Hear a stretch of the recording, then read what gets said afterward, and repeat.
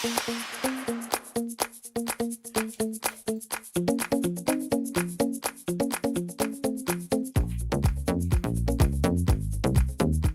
everybody, this is Ray Albert with Nutmeg Digital Marketing coming back at you with another video. Hey, today we're going to talk about landing pages. Now that you know how to create title tags that will get clicks to your website, now you got to learn about landing pages because that's the second step in getting the rankings in Google. Let's check it out.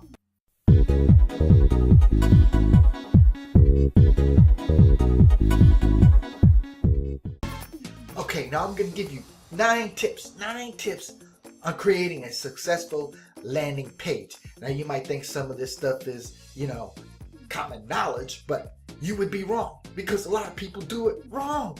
Now, did you know that a lot of people in their landing pages confuse the visitor? When they click on your beautiful heading that I taught you how to make, then they get to the landing page. Now, any page that directs a user from a search or any kind of place, Facebook or YouTube, and you direct them to another page, that's your landing page. That's the first place that people go to after they click on your title.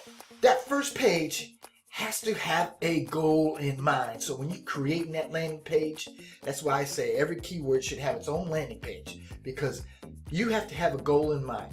And a lot of people think they do when they create their landing pages for their websites or whatever, their blog posts or whatever. They think they have it figured out. But in fact, most people confuse the visitor with too many things to do. So the thing to do is to focus on only one thing, one key thing to do on that landing page. It has to have one purpose and one purpose only. Do not confuse your visitors. So the next tip is to create straightforward headlines. I taught you that in the last video, how to create a headline that gets clicks. So go back to that video if you didn't see it. This way, you're going to have headlines that will grab attention and get clicks. Now what you want to do next is you want to create a compelling flow of text. So no one's going to dive into the details of your text if they don't first know what you have to offer from the onset.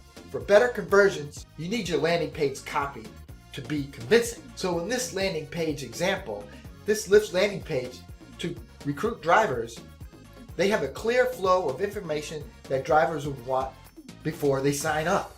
Okay, so have a clear, distinctive offer. The next thing you want to do when you create landing pages is you want to use the right images. It's awful stupid to go to Google and search for images and just, have an image that is completely off content. Okay, I like to go to Pixabay as well because you can get free images from there. There's lots of places on the internet to get free images, but you want to make sure, and if you can't find an image, make one. Go to canva.com. You can make all the images you want, any kind of images you want, banner images, thumbnail images, social media, wall images. You can make any kind of images on canva.com.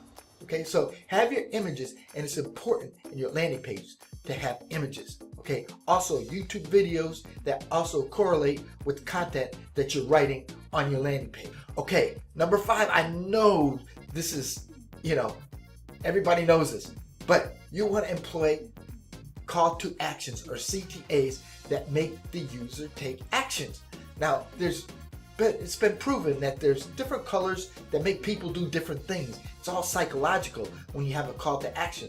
So, ensure that the call to action button contrasts in color with the background.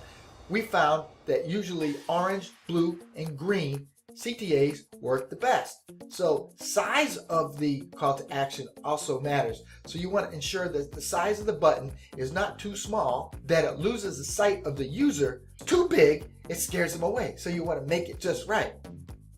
So this is a copy of Neil Patel's call to action. Notice how he always uses this color. If you go to neilpatel.com, he always uses this color. This is his favorite color, and it must get a lot of clicks because he always uses this color. And notice his call to action isn't really too large. It's not this big old box to scare people off. Then you want to highlight the value position. Okay, you want to highlight what your value is all about and the unique things about your value to get their attention. Value proposition should be something extraordinary that they get by opting into your service. Now, you don't always have to give them something. You could, I don't usually put call to actions where I have people sign up for stuff. And I believe that if people want to find you, they want to sign up, they want to remember you, they're going to sign up to your blog, or they're going to sign. You don't have to put a big thing in their face. I hate pop-ups that way. Big thing in your face when you're trying to read a blog post that says, "Oh, sign up for new blogs before they come out or when they come out." I hate that. So,